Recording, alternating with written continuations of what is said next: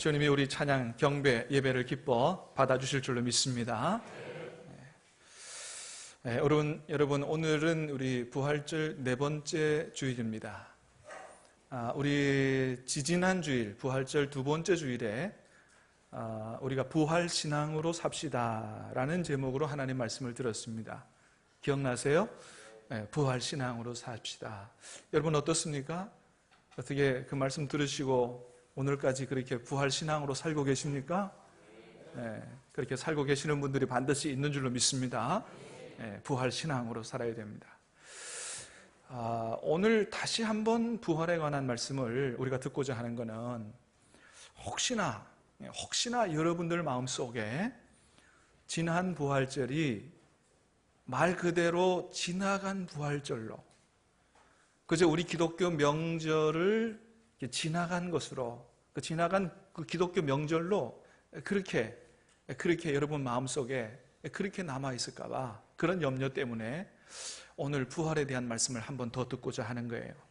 그렇습니다, 여러분. 우리가 어떤 일이 있어도 이 부활절은 우리 민족의 명절처럼 그렇게 지나서는 안 될 줄로 믿습니다. 여러분, 우리 민족의 명절 설 추석 때면 어떻게 해요?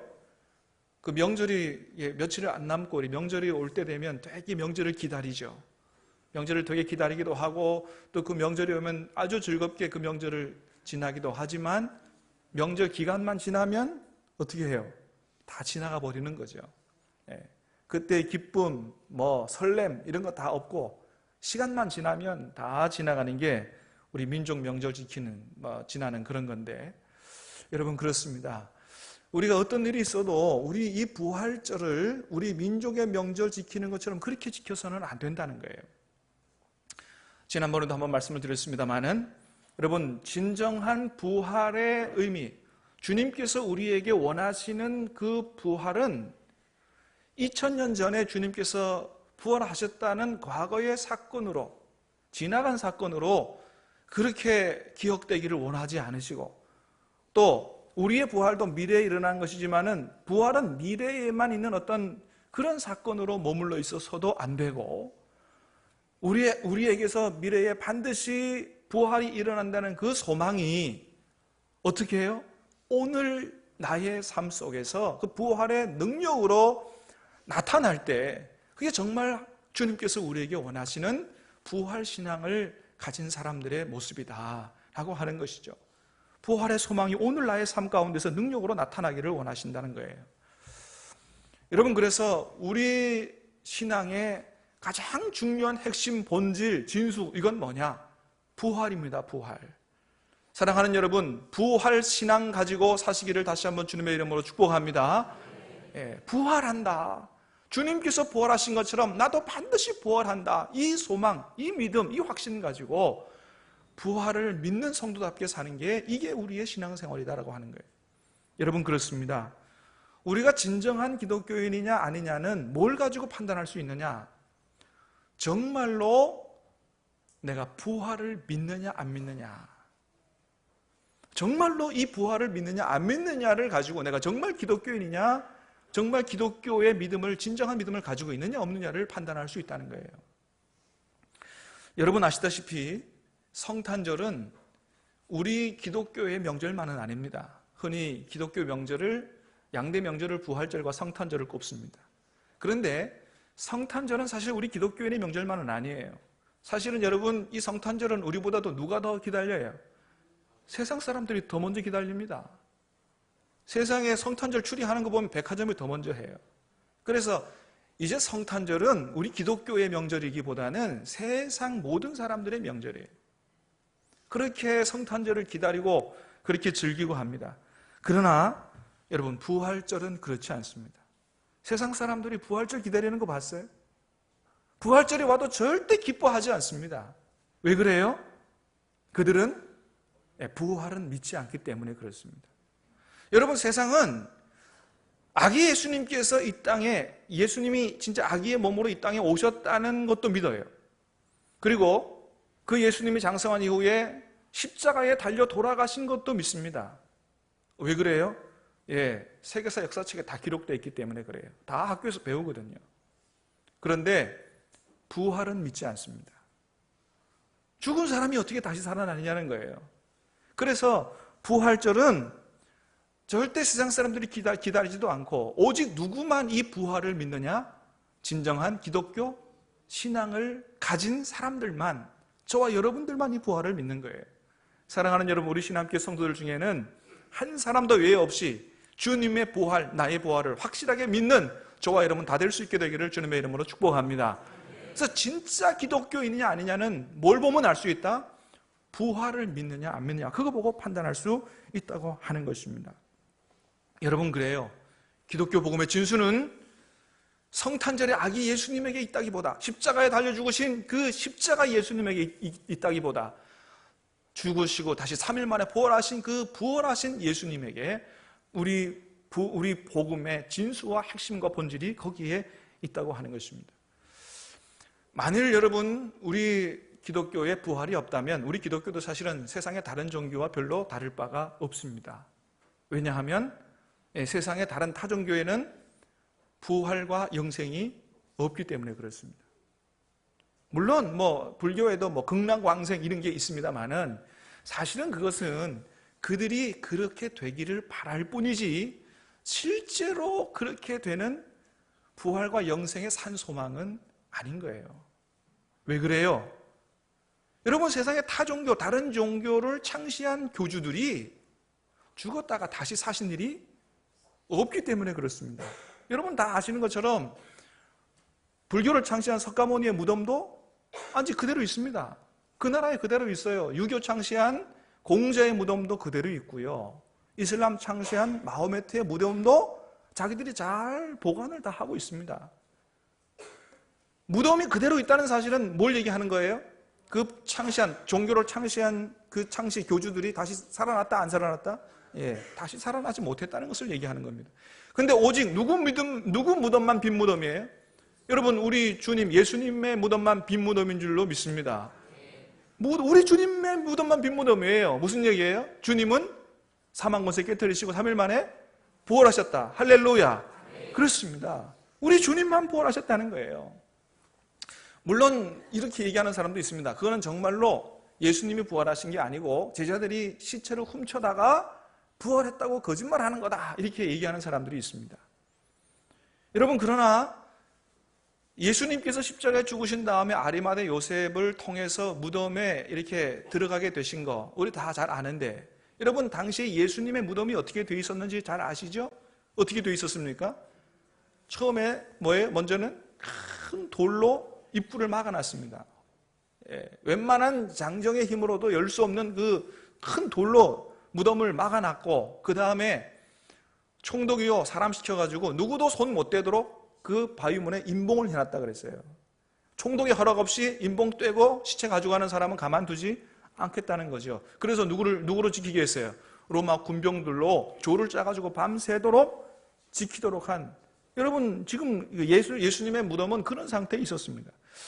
그러니까 그런 상태에 있는 예수님의 시체를 어떻게 제자들이, 여러분 제자들은 어떤 사람이었어요? 예수님께서 십자가에 돌아가실 때 잡혀 죽을까봐 다 도망간 사람들이에요.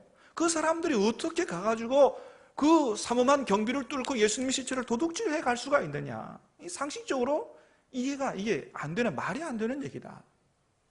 여러분, 이게 솔직히 실제로 이렇게 이 제자들이, 도망간 제자들이 이 회심해가지고 용기 백배해서 아주 기가 막힌 방법으로 예수님의 시체를 도둑질해 갔다고 생각해 보십시다. 그렇더라도 여러분 당시 예루살렘의 최고 권력과 이 군대를 가진 빌라도가 얼마든지 어떻게 할 수 있어요? 로마 군병들을 다 풀어가지고 이 제자들이 훔쳐간 시체 샅샅이 뒤져서 찾아오라, 얼마든지 할 수 있습니다. 아니, 성경에 기록되지 않았지만은 실제로 그렇게 했을지도 몰라요. 왜냐하면 그 당시 예수님의 죽음은 단지 어떤 한 사람의 평범한 평민의 죽음이 아니고 온 유대 사회를 떠들썩하게 했던 굉장히 사회적인 문제였기 때문에 얼마든지 로마 군병들 다 풀어가지고 도둑질해간 시체를 찾아올 수도 있었던 거예요. 여러분, 그렇기 때문에 예수님의 부활이 진짜가 아니고 제자들의 꿈인 이게 사기극이다 라고 하면 사실 문제는 간단해집니다. 로마 군병들 다 풀어가지고 시체 찾아내면 그거는 부활은 말도 할 수 없는 거짓말인 게 판명이 되는 거예요. 시체 찾아내면 되니까. 그런데 여러분, 시체 찾아냈습니까? 못 찾아냈습니까? 못 찾아냈지요. 왜요? 부활하셔서 살아계신 분이 시체를 어디가 찾을 거냐 말이에요.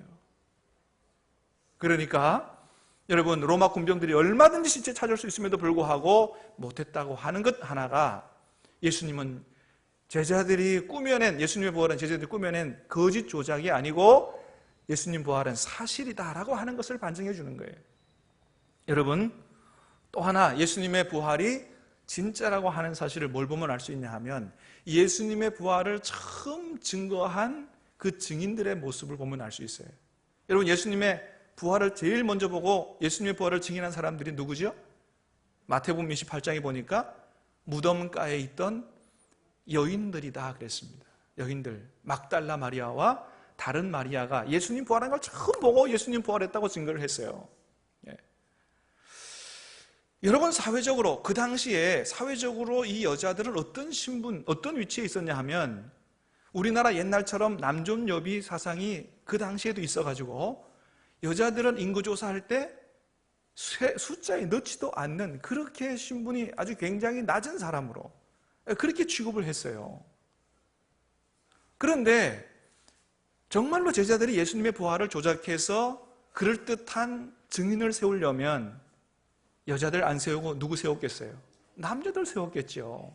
여러분, 이 여자들이 예수님의 부활을 처음 보고 증거했다고 성경이 기록하는데 이름이 뭐라고요?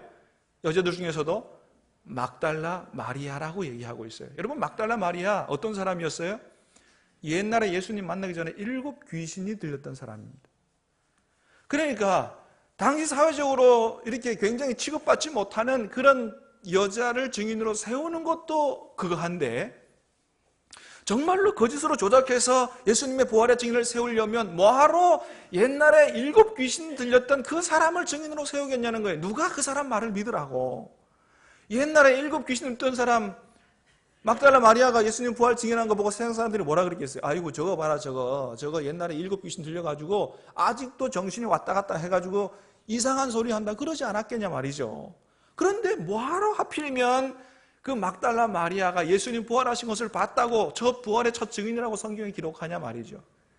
적어도 그것을 조작하고 꾸미는 일이라고 한다면, 제 같았으면은 막달라 마리아를 부활의 증인으로 안 세우고 아마 아리마다 요셉 같은 사람을 부활의 증인으로 기록을 했을 거예요. 왜요?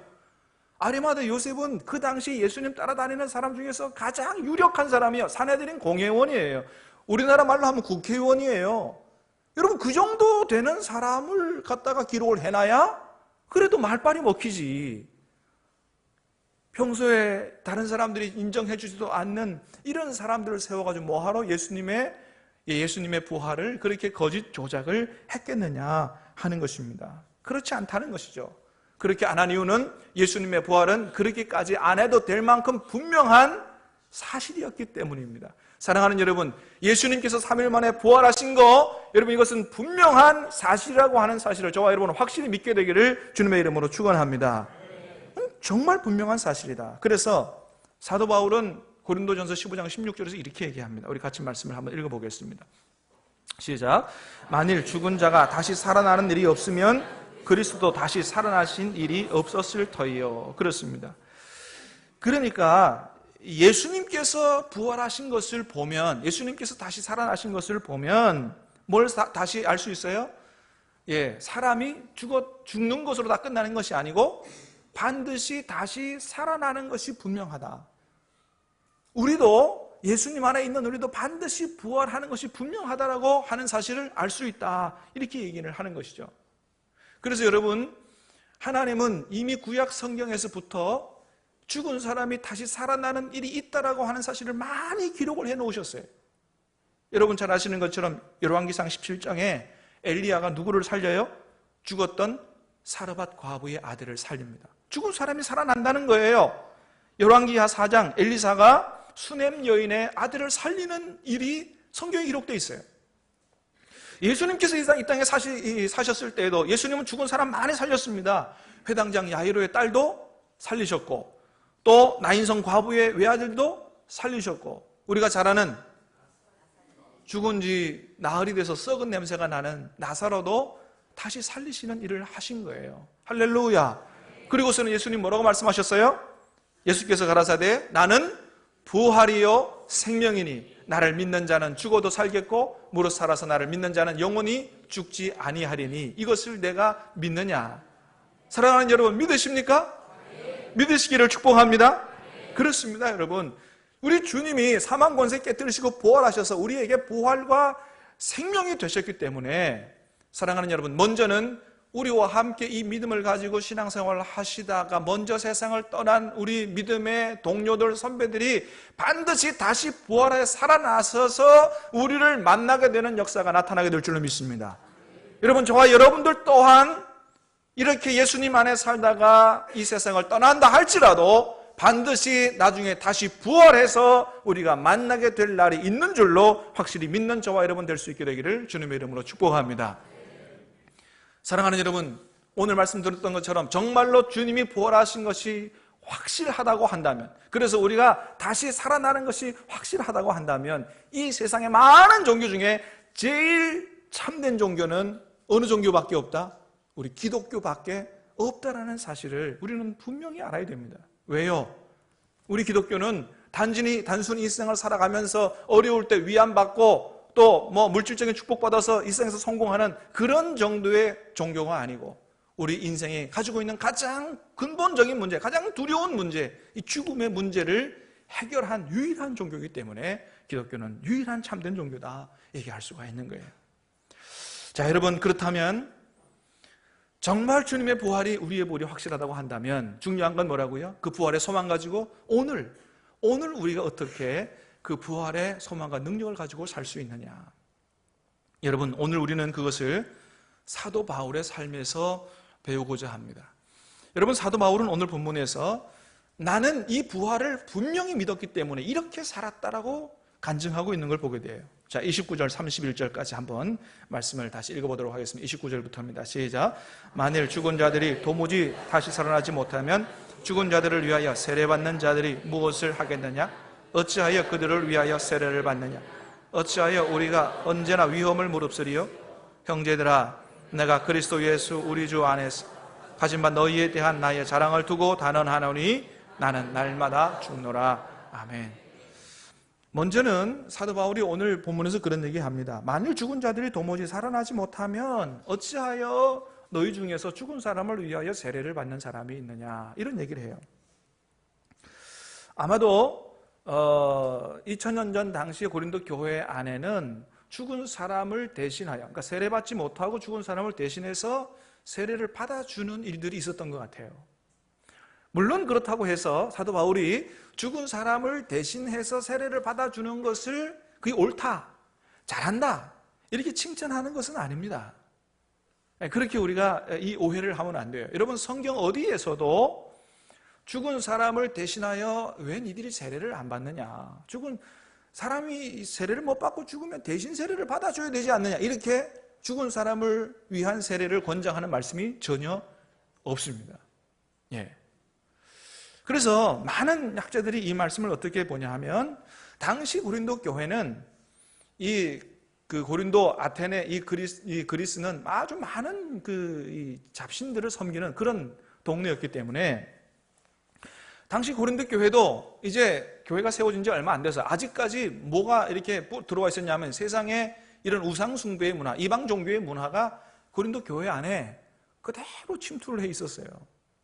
그래서 이 죽은 사람을 대신하여 세례를 받는 것은 옳지는 않지만 지금 사도 바울이 그렇게 얘기를 하는 것입니다. 그러나 그럼에도 불구하고 너희가 왜 죽은 사람을 위하여 세례를 받느냐, 그것이 바로 정말로 세례받지 못하고 죽은 사람이 나중에 다시 부활해서 영생에 들어갈 것을 믿기 때문에, 그래서 너희가 세례를 받고 있는 게 아니냐. 만일 죽은 것으로 다 끝난다고 한다면 죽은 사람을 위해서 세례를 받을 필요가 있습니까, 없습니까? 없는 것이죠. 그러니까 너희들이 죽은 사람을 위해서 세례를 받는다고 하는 것 자체가 너희들 생각 속에 이미 부활과 영생을 생각하고 있는 게 아니냐. 그런데 그런 성도들이, 그런 교회의 문화가 있음에도 불구하고 어찌하여 고린도 교회 너희 안에는 여전히 부활을 믿지 못하는 사람들이 있느냐라고 부활 믿지 못하는 사람들을 야단치고 있는 말씀이 바로 오늘 말씀이에요.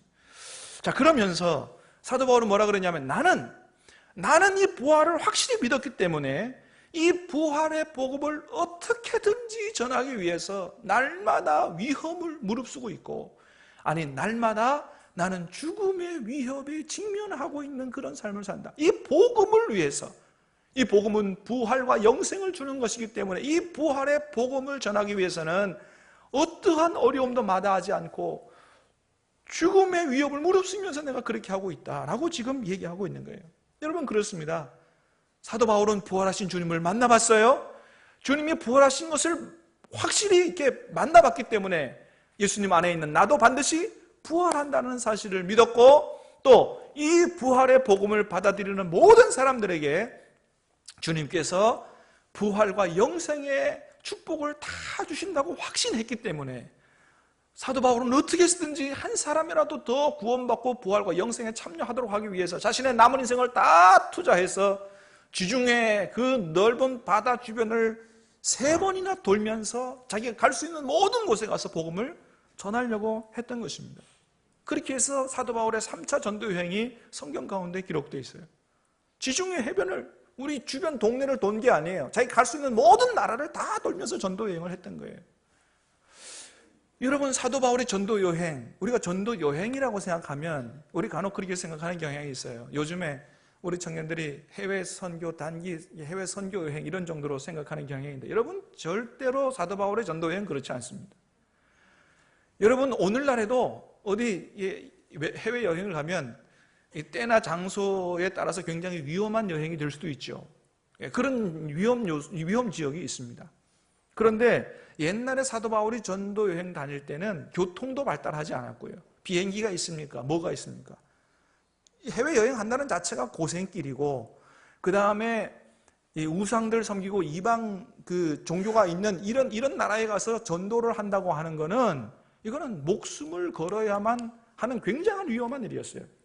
그래서 이렇게 지중해 주변을 다니면서 전도 여행했던 게 얼마나 고생스러운 일이었는지를 고린도후서 11장에서 기록하고 있어요. 우리 한번 같이 읽어보도록 하겠습니다. 시작. 내가 수고를 넘치도록 하고 옥에 갇히기도 하고 여러 번 죽을 뻔하였으니 유대인들에게 40에서 하나 감한 매를 5번 맞았으며 3번 태장으로 맞고 1번 돌로 맞고 3번 파선하고 일주야를 깊은 바다에서 지냈으며 여러 번 여행하면서 강의 위험, 강도의 위험과 동족의 위험과 이방인의 위험, 신의 위험, 광야의 위험과 바다의 위험과 거짓 형제 중에 위험을 당하고 또 수고하고 애쓰며 여러 번 자지 못하고 줄이며 목마르며 여러 번 굶고 춥고 헐벗었노라. 아멘. 이렇게 고생에 죽을 뻔하면서까지도 사도 바울은 부활의 복음을 전했다는 거예요. 왜 그렇습니까? 이 부활의 복음을 받아들이는 사람에게는, 모든 사람에게 주님께서 부활과 영생의 놀라운 축복을 주시고, 내가 이렇게 이 부활의 복음, 세상에서 값진 복음을 전하다가 오늘 죽는 한이 있더라도 무엇을 믿기 때문에? 내가 반드시 다시 부활해서 하나님 나라에서 영생을 얻을 것을 확실했기 때문에 이렇게 죽음을 무릅쓰면서도 부활의 복음을 전하려고 했던 거예요. 그래서 사도 바울은 이렇게 고백합니다. 고린도전서 15장 55절입니다. 시작. 사망아 너의 승리가 어디 있느냐? 사망아 내가 쏘는 것이 어디 있느냐? 아멘. 여러 가지 위험 가운데서 죽음이 나를 집어삼키고 어떤 어려움들이 나를 죽인다고 할지라도, 사망아 너의 승리가 어디 있느냐? 너의 쏘는 게 어디 있느냐? 나는 걱정하지 않는다. 네가 나를 죽여도 내가 다시 살아날 것이다. 왜요? 나의 주님 예수님께서 사망 권세 깨뜨리시고 부활하시기 때문에. 할렐루야. 예수님께서 부활하셨기 때문에 예수님 안에 있는 나는 반드시 부활하게 된다. 그러면서 사도 바울은 우리에게 그렇게 권면을 합니다. 57절 58절입니다. 시작. 우리 주 예수 그리스도로 말미암아 우리에게 승리를 주시는 하나님께 감사하노니 그러므로 내 사랑하는 형제들아 견실하며 흔들리지 말며 항상 주의 일에 더욱 힘쓰는 자들이 되라. 이는 너희 수고가 주 안에서 헛되지 않은 줄 알미라. 아멘. 사랑하는 여러분, 하나님이 예수님 안에 있는 저와 여러분에게 오늘 세상 떠나더라도 부활과 영생을 주실 줄로 확실히 믿으십니까? 그렇다면 사도 바울의 권면을 우리도 받고 무엇보다도 주님의 일에, 주님이 기뻐하시는 일에, 이 부활의 복음을 전하는 일에 더욱 힘쓰고 애쓰는 저와 여러분 다 될 수 있게 되기를 주님의 이름으로 축원합니다. 그래요. 부활의 소망을 가진 사람은 이 부활의 복음을 전하는 일에 사도 바울처럼 헌신할 필요가 있다는 거예요. 마지막으로는 진정 부활을 믿는 우리는 그 부활을 믿기에 현세주의, 쾌락주의에 빠지는 것을 경계해야 된다는 거예요. 32절부터 말씀을 읽겠습니다. 34절까지 시작. 죽은 자가 다시 살아나지 못하면 내일 죽을 터이니 먹고 마시자 하리. 속지 말라. 악한 동무들은 선한 행실을 더럽히나니 깨어 의를 행하고 죄를 짓지 말라. 하나님을 알지 못하는 자가 있기로 내가 너희를 부끄럽게 하기 위하여 말하노라. 아멘. 여러분, 그렇습니다. 부활은 없고 그저 죽는 것으로 다 끝난다 이렇게 생각하는 사람이 빠지기 쉬운 삶이 어떤 삶이냐? 노세 젊어서 노세, 늙어지면 못 노나니. 그러니까 있을 때 먹고 놀고 쓰자 이렇게 해서 방탕한 삶을 살기가 쉽습니다. 왜? 죽으면 끝나는데, 죽으면 이제까지 벌어놓은 거 하나도 못 쓰는데 먹고 놀고 쓰자는 거죠. 그리고 부활이 없다 이렇게 생각하는 사람은 죄를 짓는 것도 별로 두려워하지 않습니다. 그리고 죄를 짓는다고 해도 걸리지만 않으면 된다 이렇게 생각합니다. 또 죄를 짓다 걸려도 자기가 잘못했다고 생각 안 하고 재수가 없어서 걸렸다 이렇게 생각을 합니다. 하나님을 두려워하지 않기 때문에 그렇습니다. 그래서 걸리지만 않으면 어떻게 하시든지 수단과 방법을 가리지 말고 돈도 많이 벌고 출세하고 그렇게 해야 지혜로운 삶이고 성공한 삶이라고 생각을 합니다. 그러나 여러분, 그럼에도 불구하고 진짜 주님의 재림과 심판과 부활과 영생을 믿는 사람은 그런 악인들의 형통을 절대 부러워하지도 않고 그렇게 살지도 않습니다. 왜요? 주님이 재림하시면 우리가 세상 떠나서 하나님 앞에 서면 반드시 우리가 지은 죄에 대하여 심판을 하시고 그렇게 악하게 사는 사람들을 주님이 재림하셔서 그냥 두지 않으실 줄을 분명히 알기 때문에 그렇습니다. 여러분, 그래서 시편 37편 기자는 우리에게 이렇게 권면을 합니다. 같이 말씀을 읽어보도록 하겠습니다. 1절 6절입니다. 시작. 악을 행하는 자들 때문에 불평하지 말며 불의를 행하는 자들을 시기하지 말지어다. 그들은 풀과 같이 속히 배임을 당할 것이며 푸른 채소같이 쇠잔할 것이미로다.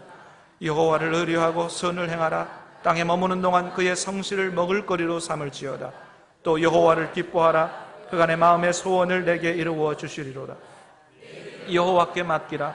그를 의지하면 그가 이루시고 내 의를 빛같이 나타내시며 내 공의를 정오의 빛같이 하시리로다. 아멘. 사랑하는 성도 여러분, 주님의 부활을 믿습니까? 주님 안에 있는 저와 여러분의 부활도 믿습니까? 자, 그렇다면 이렇게 사십시다. 먼저는 이 놀라운 부활의 복음을 저와 여러분 아는 모든 사람, 우리가 사도 바울처럼 다른 나라로 막 다니면서 그렇게 하지 못한다 할지라도 내 사랑하는 가족과 이웃들의 이 부활의 복음을 전하는 삶을 살 수 있게 되기를 바라고요. 죄 짓지 말고 부활하신 주님과 함께 주님이 주시는 부활의 소망과 능력을 가지고 여러분 의를 행하며 세상을 이기며 믿음으로 사는 저와 여러분 다 될 수 있게 되기를 주님의 이름으로 축원합니다. 자, 우리 찬양하기